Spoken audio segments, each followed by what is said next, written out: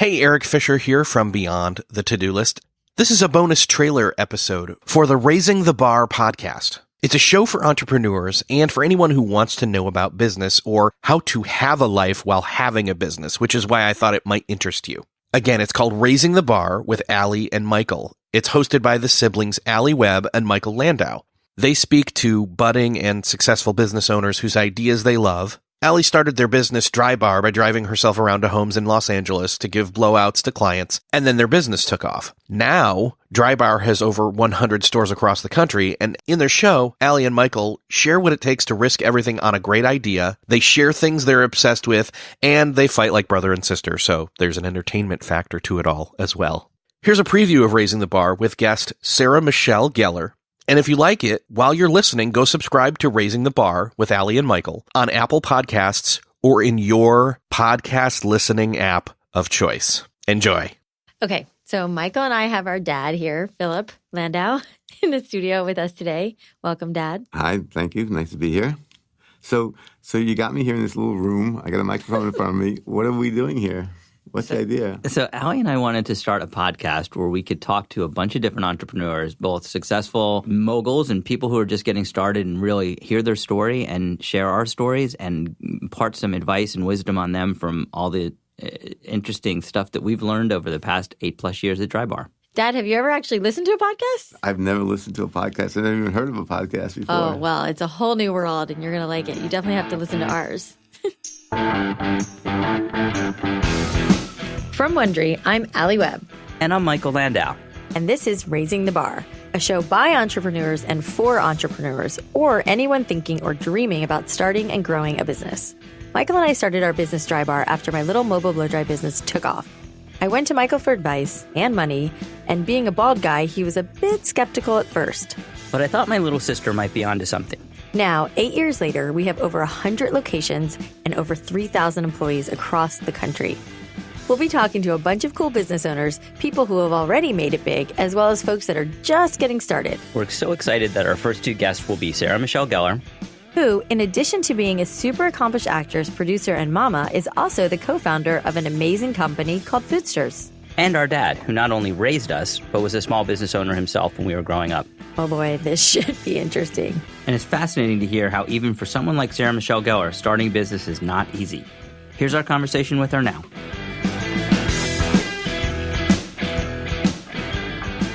Is it harder to be an actress? There's a lot of preparation, I would assume, or running your own business and all of the trials and Good tribulations question, that come with it? Sparky. They're very different. I think sometimes it depends in the moment. You know, acting can be emotionally draining. You know, if you're doing something that's heart-wrenching or, physical. Mm-hmm. Buffy was extremely physical. The hours were extremely long. But that being said, you know, I had a nice trailer to go to. There was craft services. You know, there's luxuries that come with that.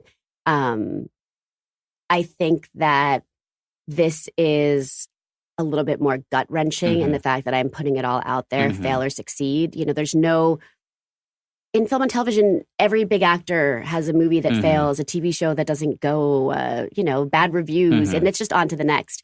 There isn't like... There is no next thing. So I think there's a different kind of pressure. Yeah. And because I am under a microscope Right. as well, it's, that you feel that extra pressure. And I think it's always scary to step outside your comfort zone, right? Yeah. I could have stayed in my comfort zone and kept acting, and I will continue. I was going to say, do you think you'll go back to it? I do, actually. I think that I'll get to a place with the company where I feel like there's a world where I can do both. It's just not when we were starting, because to get into these stores and to do all that. So we launched online first, and then the stores came to us very quickly, wanting to put us in the store. We knew that we weren't ready yet. Like the packaging was still straight to consumer. You know, there was still work to be done. And so our leap from being online, launching, to going into initially 300 and then 7,000 stores was over the course of 6 months. And that's very quick, and it's a lot of pressure, because I say it's very much like a movie, right? You spend all this time making your movie, then you got to get people in the theater. Right. So it's the same thing. So now we get it on the shelf. Now we have to get it off the shelf. Now how are we going to make people go and buy it? Exactly. Now, I know Alli struggled with this early on and frankly still does. And I know where you're going with this. How she balances, and I wonder if it's different in your previous career or with Foodsters, with balancing the work life. Alli used to always feel guilty whenever she was working. She felt bad that she wasn't with her kids. Whenever she was with her kids, she felt bad she wasn't with Dry Bar.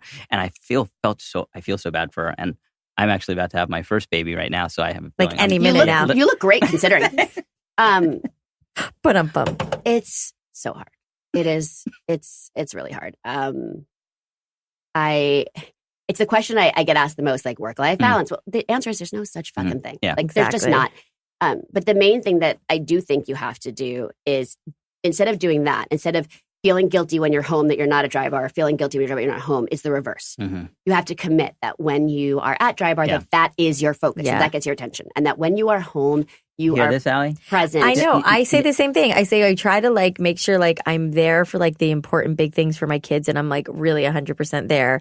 And vice versa, when I'm at Dry Bar, try to like really focus. And you know, I will say that this has afforded me while my children are really young, also the ability to be a little more present. Because when you're on a film set, if my daughter has a midday show in first grade, I can't leave 400 crew members just standing there. I'll be back in an hour. You know, I remember I have a big thing about Halloween.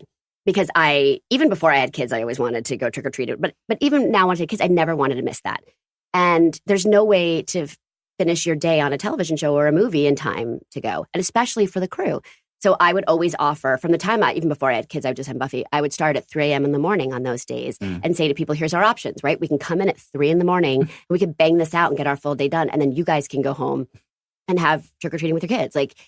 So this job has definitely afforded me the ability to say, hey, I'm leaving for an hour to go see her show. I'll be right back. Right. So that's been amazing for me. So that's my thing is like, I try to really, I put down the phone when I'm at home. You know, my kids still go to bed really early. They're still young. They're 8 and 5 or almost 9 and 6. So I can get back online at 8 o'clock, you know, and it's okay to say from, 6 to 8, please don't call me. It's just, I'm not going to answer. And then I'll answer. I do think it's hard. You know, I think about 20 years ago, like when you got home from work, I mean, they couldn't reach you the same way. Like there's probably, you had a little bit more so of like, accessible now. Right? It's like everyone knows they can get you. Biggest screw up, and what did you learn? I don't believe in failing. Failing is just your first attempt in learning. That was just a preview of Raising the Bar. To listen to the rest of the episode and more, subscribe to Raising the Bar with Alli and Michael on Apple Podcasts, or find a link in the episode notes to subscribe.